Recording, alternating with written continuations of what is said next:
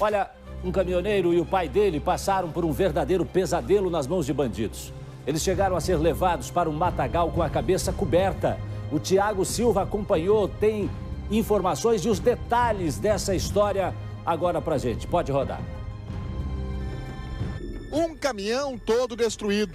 Mais um drama vivido por um motorista que foi sequestrado ao passar pela BR-277.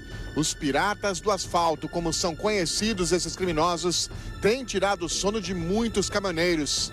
Eles agem o tempo todo, preferem cargas de eletrônicos, porém nada escapa. E um descuido pode ser fatal. O que passou esse caminhoneiro, ele não vai esquecer. Só tava você? Não, é meu pai. Ah, você e seu pai. E ameaçaram matar? Não, já não. Só fica de boa aí que não vai acontecer nada.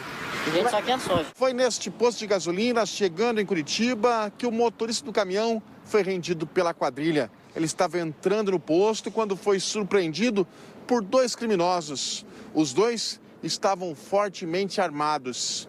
Pediram para o caminhoneiro ir para o banco de trás do veículo.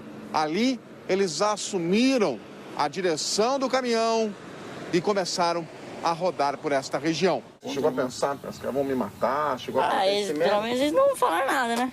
Não falaram? Não, só falaram fica de boa aí que não vai acontecer nada. Depois de ficar em poder dos assaltantes por várias horas, no início da noite de ontem, o motorista do caminhão ele foi abandonado. Foi trazido aqui para essa estrada rural no município de Campo Largo, quase no limite com Curitiba.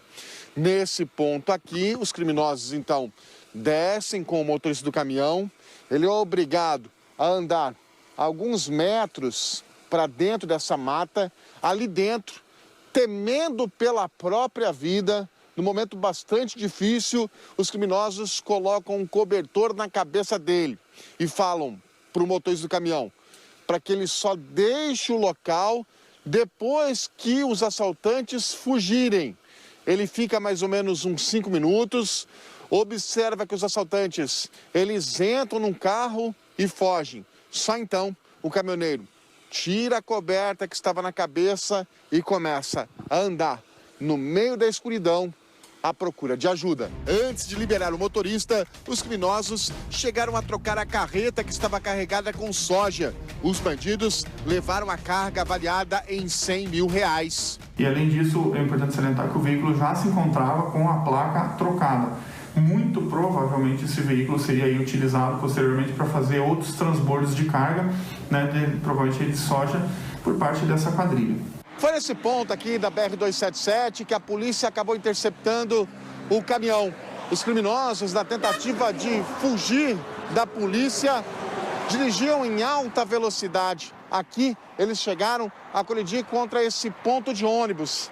A gente pode observar que eles deslocaram aqui o ponto de ônibus com a batida. Para-brisa do veículo está ali, parcialmente quebrado, destruído.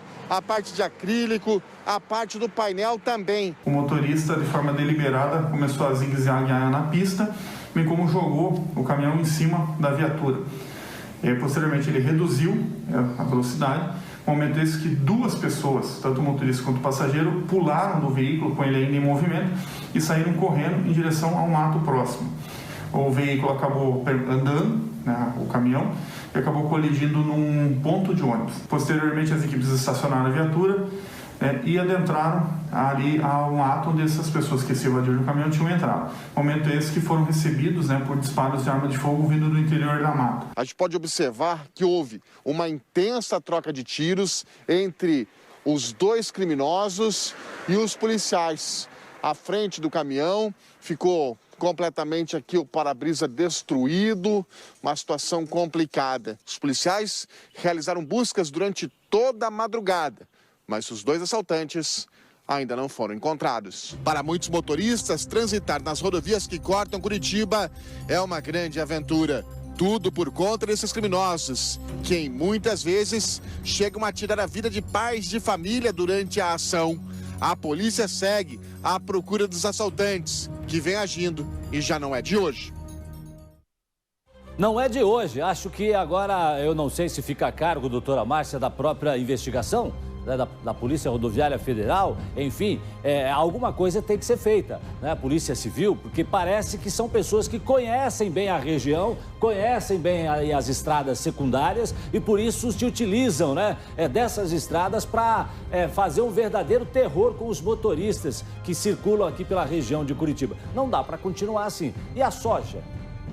Eu fico pensando assim, porque quando é um material eletrônico, né, você já mais ou menos imagina o que vai ser feito. Mas e a soja, doutora Márcia? A soja vai ser recebida por receptadores e entra no mercado como qualquer outro tipo de material. Mas é claro que tem que ter um preparo antes, né? Não vai pegar um caminhão de soja e parar na esquina e perguntar quem quer comprar um pouquinho de soja. Isso não acontece assim, né?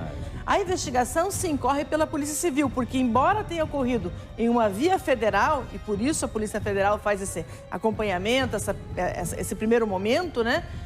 A investigação corre pela Polícia Civil, existe uma delegacia própria para isso, inclusive, né? Que trata especificamente da situação de roubo de cargas, né? E essa investigação, ela corre por lá. Por quê? Porque a vítima é um particular. Tanto o caminhoneiro quanto o dono da carga são vítimas nesse momento. Mas atentar para a situação de risco. No primeiro momento, eles falam para os caminhoneiros, ok, você colaborando, a gente não vai fazer nada. Mas da mesma forma que eles atiraram contra a polícia, se há uma reação desse caminhoneiro, a gente sabe onde ia parar. Então a colaboração deles é realmente necessária para a sobrevivência deles, porque essas pessoas são muito violentas. Pois é, e aí é o seguinte, né? Essa reação pode ser qualquer reação mesmo sem... O reflexo pode ser um problema. Reflexo, né? E aí pode ser mal compreendido e pode haver, nesse caso, até um tiro, um disparo, uma reação por parte dos bandidos e às vezes até uma vida se vai por causa disso. Então precisa realmente desse trabalho de investigação por parte da polícia para a gente parar com isso aí.